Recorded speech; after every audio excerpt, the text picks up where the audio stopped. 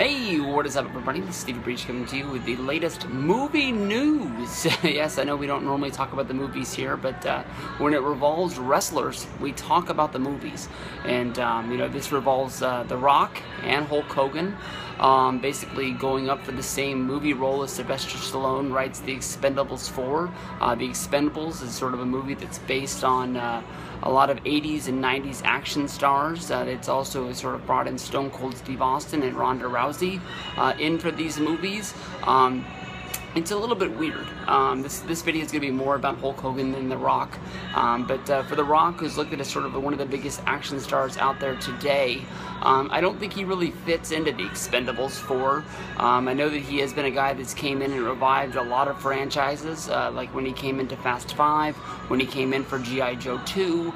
But the Expendables 4 is a little bit of a weird pick for him. I know that he's a big movie star, and if they want a lead villain, The Rock is one hell of a name to put on the poster that the people are going to want to come see it.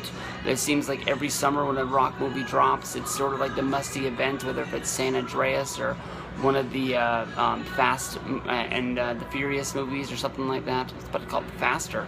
He did have a movie called Faster, but I haven't seen that one. But when it comes to Hulk Hogan, I think that honestly this really fits him. I just hope that there's enough water underneath the bridge for him to get a lead role.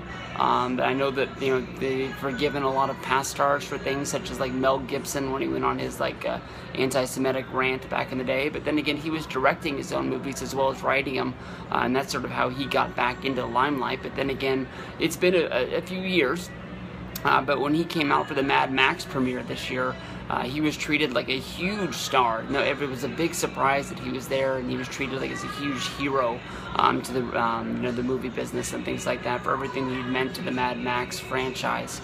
Hogan, if a big movie came out and it was a big hit, it would definitely be something to sort of put water underneath the bridge. I mean, definitely when you're a star and you have a big movie, people tend to forget about things like that. It sucks what Hogan did.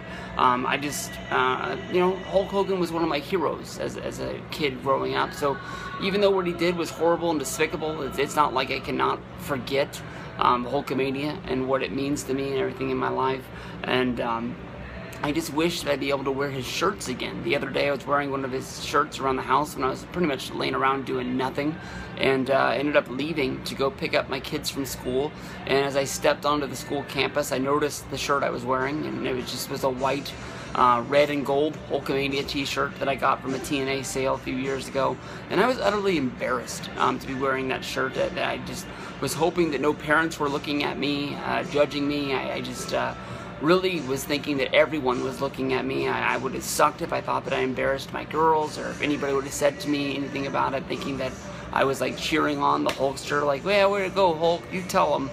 Because what he did was ultimately disgusting, and it was against a lot of the things that I stand for in my life. But Hogan and Rock both up for the Expendables 4, kind of big. I think that definitely Hogan has the advantage because he's a past star instead of Rock being a major movie star now.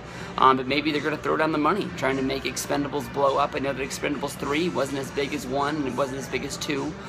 So it's sort of a dying franchise, so maybe they do bring The Rock in, trying to make a big boom for Sylvester Stallone's movie franchise.